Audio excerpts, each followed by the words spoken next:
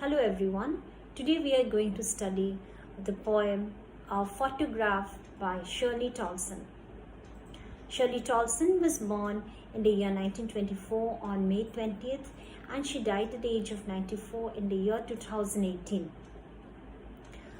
A photograph is a tribute.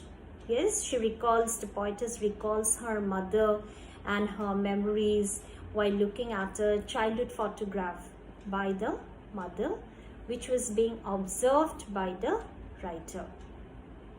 Let me read out the poem once to you all. The cardboard shows me how it was when the two girl cousins went paddling, each one holding one of my mother's hands, and she the big girl, some 12 years or so. All three stood still to smile through their hair at the uncle with the camera. A sweet face, my mother's, that was before I was born, and the sea, which appears to have changed less, washed their terribly transient feet.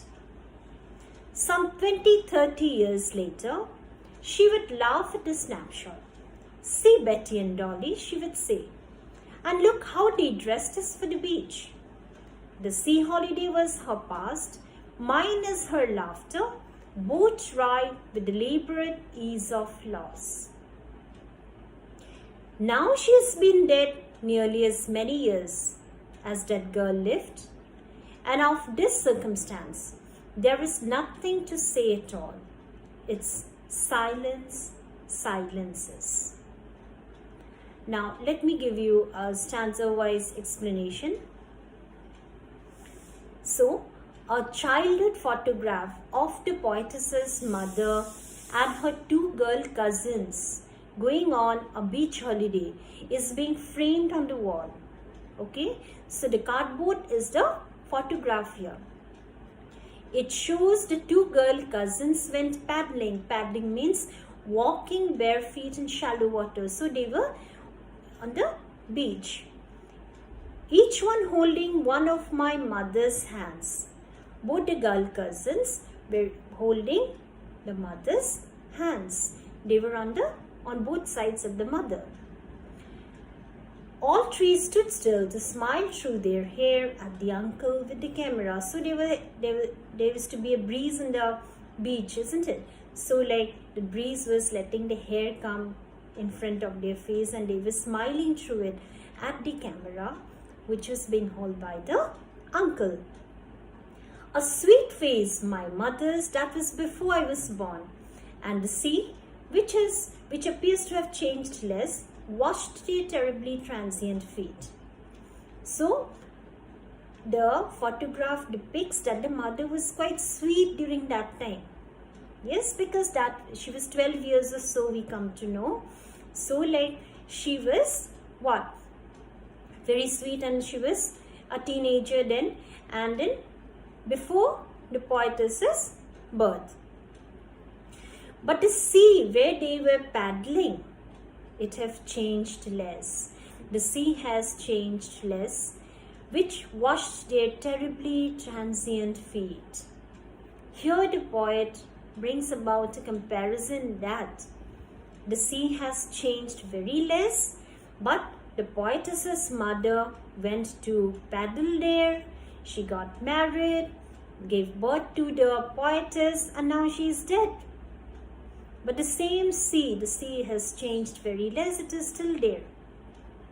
So here, terribly transient feet, the literary device is being used here. Yes, synecdoche.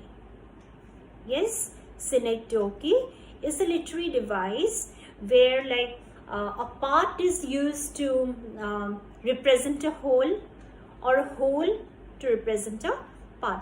So transient feet means here the temporariness of human life. Okay, and it is also a transferred epithet. Transferred epithet, it's an adjective, epithet, an adjective that is used to like something, most important quality of something. So the temporariness of human life is being highlighted here. So it is also a transferred epithet. Some 20-30 years later, she would laugh at a snapshot. So after that photograph was framed, after that moment was captured, after 20-30 years of that moment being captured, she would look at the photograph and say, see, Betty and Dolly, they are the names of the cousins. She would say, and look how they dressed us for the beach. Could be they were not dressed in the proper sense, like, okay, could be the parents didn't have the sense, like, for when you go for the beach, you have to be what? You have to be in your beach wear. The sea holiday was her past, mine is her laughter. Okay, the sea holiday, in that case, okay, when the poetess's mother was, you know, like looking at the photograph, at that moment, like the sea holiday was her past for the mother, and the laughter, how she laughed, you know, that was the past for the poetess. So both try with the labored ease of laws. Both have, like, you know, flipped away with time so easily. It has gone away. Yes, but both the things are very painful. Yes, because it was a memory for the mother spending her childhood with her two cousins there. It was a memory. It was painful, isn't it? Because now she doesn't have that carefree kind of life anymore. And the mine is her laughter, the poetess's laughter in that case, and for the mother it is her sea holiday. Both try, both have slipped away so easily with time. But labored ease of laws. Okay, labored ease of laws is again a oxymoron here. Now, what is an oxymoron? A phrase that combines two words that seem to be opposite to each other. Labored ease of laws. The poetic device used here is oxymoron. Okay, in oxymoron you will see that two contradictory terms are used together, labored and ease. Labored means to toil hard and ease means easy. Okay, so the literary device used here is oxymoron. The last stanza now. Now she has been dead nearly as many years as that girl lived.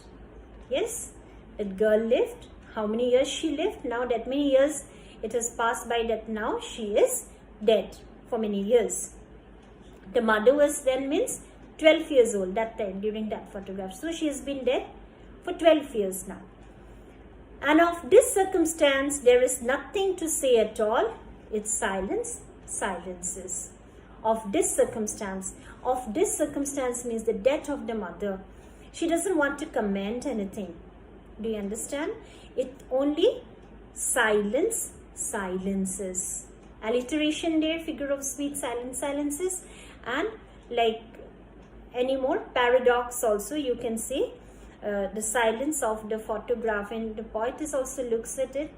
She doesn't want to comment anything now, because recalling the photograph of the mother now that she is dead brings only silence to it. Okay, thank you.